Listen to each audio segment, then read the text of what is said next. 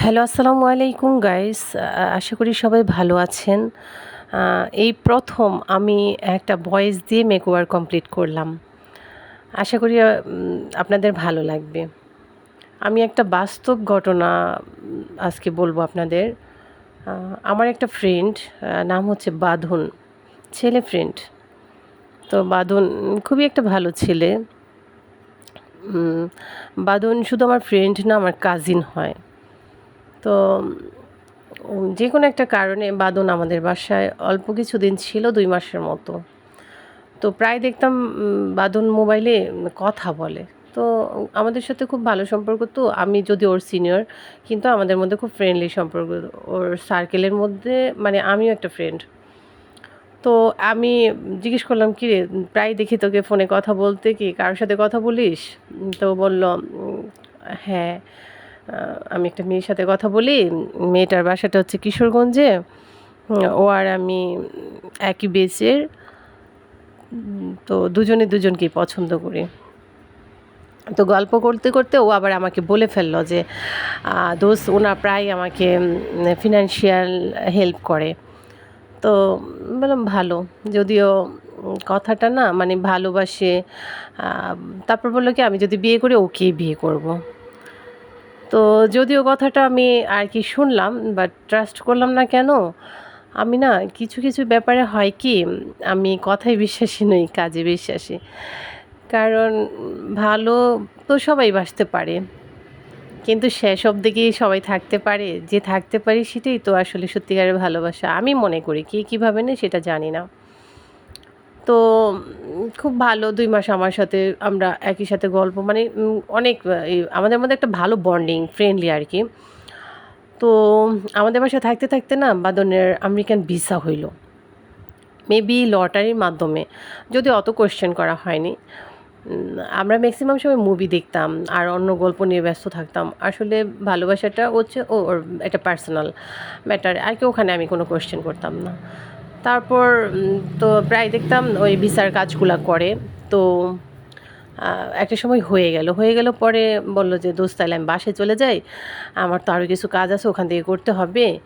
তো বললাম, "আচ্ছা, যা।" তো এর মাঝে আর কখনো কথা হয়নি। ও দেশে থাকতে এমনিতে ফোনে আমাদের সাবজেক্টগুলা বা আমরা প্রায় সার্কেলটা একসাথে হতাম। একটু চা, কফি, আড্ডা করতাম আরকি, এই ব্যাপার। তারপরে হঠাৎ করে ও তো চলে গেল। তো যাওয়ার দিন বলছে, "দোস্ত, আজকে চলে যাই।" আচ্ছা, ওকে, বাই। তারপরে আর কখনো কথা হয়নি। তো বিদেশ একদিন আমাকে ফোন দিয়েছিল। ওটা আমাদের একটা হিসাব নিকাশের ব্যাপারে আরকি। আ তারপরে আর কখনোই ও আমাকে ফোন দেয়নি বা আমিও কখনো আর ডিস্টার্ব করিনি। কারণ বিদেশের ব্যাপার-স্যাপার, স্টুডেন্ট পড়াশোনা করে, ইভেন কাজ করে পাশাপাশি, তো ওরা ডিস্টার্ব করতাম না। তো যাই হোক, ২ বছর পরে ও দেশে আসছে, রিসেন্টলি আসছে আরকি। তা আমি আমার আরেকটা ফ্রেন্ডের মাধ্যমে আরকি নিউজটা পেলাম। যে দোস্ত, বাঁধন তো আসছে। তো বাঁধন আসছে, ভালো কথা। আ পরে বলল যে বাঁধন না বিয়ে করবে। এবার আমি হুট করে বললাম কি, "কিরে, কিশোরগঞ্জের মেয়েটা বিয়ে করবে?" পরে বলল যে, "না দোস্ত, কিশোরগঞ্জের মেয়েটা বিয়ে করবে না। ও অন্য সাইডে মেয়ে দেখতেছে। কিশোরগঞ্জের মেয়ে তো অনেক ফোন করে ওকে। ও তো ফোন রিসিভ করে না। মাঝে, মাঝে দেখি ফোন অফ করে রাখে। ডিস্টার্ব ফিল করে মনে হয়।" তো সাম টাইমের জন্য না কথাটা শুনে অনেক কষ্ট পাইলাম। কারণ কি জানেন? একটা জিনিস যদি আপনি বিচার করেন, যে ব্যথা পাইছে তার জায়গাতে দাঁড়াইয়া যদিও আপনি ব্যথাটা ওইভাবে নিতে পারবেন না। কিন্তু ফিল করলে না আপনি একটু কষ্ট পাবেন। এটা হচ্ছে মানবিক দিক দিয়ে যেটা।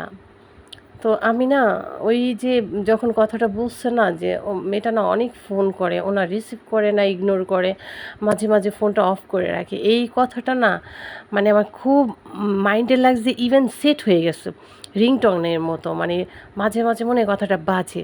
তখন না আমি তো আমার ওই ফ্রেন্ডের সামনে কিছু বলি নাই। তো মেয়েটার না মানে আমি বললাম না অত বেশি কোয়েশ্চেন কখনো করি নাই। কেন জানি এখন মনে হইতেছে কোনোভাবে যদি ওর কাছে মেয়েটার নাম্বারটা নিতে পারতাম, তাহলে একটু কথা বলতাম। আর আর তো কিছু বলার সুযোগ ছিল না। তো আমি না কথাটা যখন শুনলাম যে ও অন্য সাইডে মেয়ে দেখতেছে, আমার এত মন খারাপ হইছে, বিশ্বাস করবেন। আমি আমার ওই ফ্রেন্ডটা যাওয়ার পরে আমি কান্না করে দিচ্ছি যে মানুষগুলা বেইমান হয় কিভাবে? মানুষগুলোর কাছে না কথার কোনো ভ্যালু নাই, ওয়াদার কোনো ভ্যালু নাই না। একটা চিন্তা করে দেখ, মেয়েটা কিশোরগঞ্জে, চাইলেও আসতে পারবে না, কারোর সাথে শেয়ারও করতে পারবে না। হয় না এমন? কিন্তু হয় যে ফ্রেন্ডের সাথে প্রেম করে, ফ্রেন্ডের নাম্বার আসছে, একটু কথা বললো, সার্বিক পরিস্থিতি জানলো, এমনটাও না।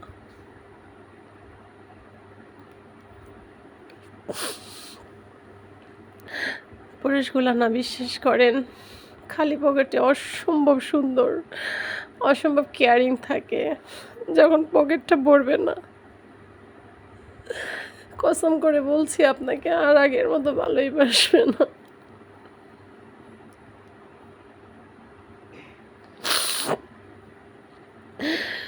বাঁধনের থেকে একটা কিছু শিখা গেল।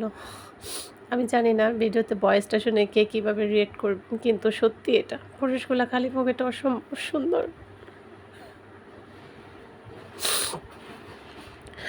আচ্ছা, আমি কেন কান্না করতেছি? সাবজেক্টটা তো ওদের না, আমি কেন কান্না করতেছি শুধু শুধু? তারপর যাই হোক, আমি কথাটা শুনে অনেক কষ্ট পাইছি, কিন্তু যদিও বাঁধনের ইমো, হোয়াটসঅ্যাপ, সিম নাম্বার আছে আমার কাছে, কিন্তু আমার মন চাচ্ছে কি জানেন, ওকে এতগুলা কথা শোনাই যে ও মানে রিয়ালাইজ করুক যে কথাগুলো সত্যি, ওর যেন হাড়ে লাগে, ওর যেন ব্যথা পায় আমার কথাগুলো শুনে। কিন্তু কথাগুলো শুনে ব্যথা পেলে আদৌ ও কি ব্যাক করবে ওই মেয়েটার লাইফে?